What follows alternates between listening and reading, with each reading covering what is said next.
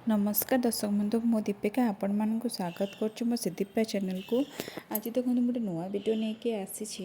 यहाँ हूँ देखो ब्रह्मकमल फूल। यहाँ को आम दीर्घ 1.5 वर्ष है लगे 1.5 वर्ष भितर मात्र आप देखते एति जमा बढ़ी। आज फास्ट टाइम गोटे तार कढ़ होटा संध्या सुधा फुटीज। एबे देखो कढ़टा अधिका भी छोट अच्छी एबे राति जो टे माने खोलीज।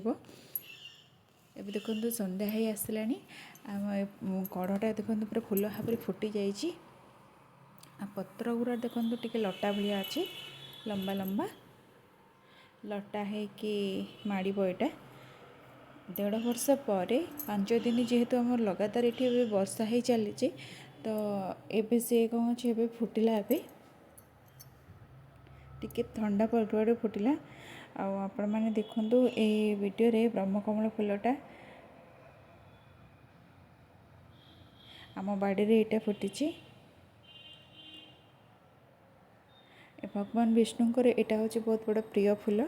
आपण मैंने निज बाड़ी लगातु आ पूजा भी करूँ। आम देखो ये पूजा देचु संध्यार जेहेतु यहाँ फुटी जाइए।